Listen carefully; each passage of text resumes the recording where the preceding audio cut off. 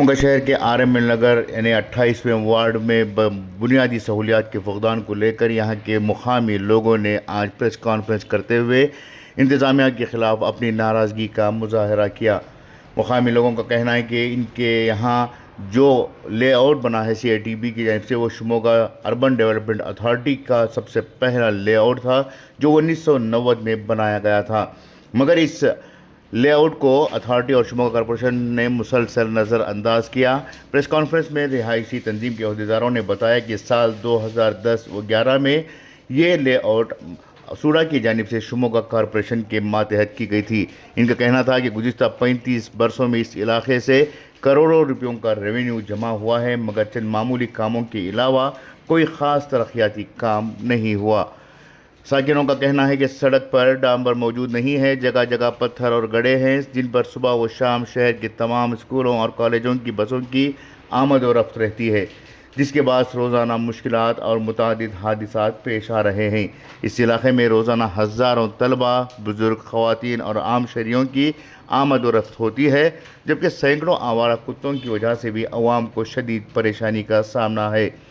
लोगों ने बताया कि बग़ैर ढक्कन के टूटे हुए ड्रेनेज, नाक़िस हालत में मौजूद पार्क, UUD कनेक्शन ना होने की वजह से खुले में रफ़ाए हाजात, गंदगी की बदबू और दिन रात मच्छरों की भरमार जैसे मसाइल ने ज़िंदगी मुहाल कर दी है। इन तमाम मसाइल के ताल्लुक़ से शिमोगा कॉरपोरेशन और अथॉरिटी को कई बार शिकायत दी गई, मगर किसी भी तरह का फ़ायदा नहीं हुआ। उन्होंने इल्ज़ाम लगाया कि मुताल्लिक़ा इदारे इंतहाई गैर ज़िम्मेदाराना रवैया इख्तियार किए हुए हैं। मुकामी साकिनों का कहना था कि शिमोगा को स्मार्ट सिटी का दर्जा हासिल होने के बावजूद इस वार्ड में किसी भी तरह का तरक्याती काम नहीं हुआ है। उन्होंने बताया कि महकमा PWD से हक़ मालूमात के तहत 10 अगस्त 2022 को हासिल की गई मालूमात के मुताबिक तकरीबन 5 करोड़ रुपयों की रकम 6 वार्ड्स में बॉक्स, ड्रेनेज और सड़कों पर खर्च की गई, लेकिन इस मुद्दत में इस वार्ड में कोई भी काम अंजाम नहीं दिया गया। मुकामी साकिनों ने मुतालबा किया है कि RML नगर को फौरी तौर पर बुनियादी सहूलियात फराहम करके इसकी तरक्की को यकीनी बनाया जाए। ब्यूरो रिपोर्ट, इनकलाब न्यूज़, शिमोगा। ರೋಡ್ ನೋಡಿದ್ರೆ ನಡೀಲಿಕ್ಕೂ ಆಗೋದಿಲ್ಲ ಅಲ್ಲಿ. ಗುಂಡಿ ಅಂದ್ರೆ ಗುಂಡಿ 35 ವರ್ಷ ಆಯ್ತು ನೋಡಿ. 1991ರಲ್ಲಿ 90ರಲ್ಲಿ ಬಡಾವಣೆ ರಚನೆ ಆಯಿತು. 91ರಲ್ಲಿ ಅವರು ಮನೆಗೆ ಲೈಸೆನ್ಸ್ ತಗೊಂಡ್ರೆ ಅವ್ರು ಕೊಟ್ಟಿದ್ದು.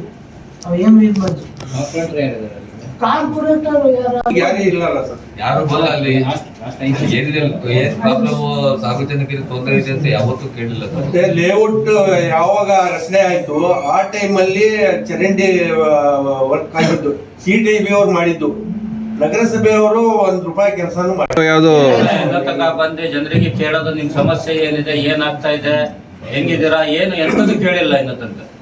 ಇಡೀ RML ನಗರದ ಅಷ್ಟು ಇಲ್ಲಿ ಇದೇ ತರನ ಸಿಲೆಕ್ಟೆಡ್ ಸರ್. ಅದು RML ನಗರ ಸುಮಾರು 17,000 ಓಟ್ಗಳಿದ್ದಾವೆ.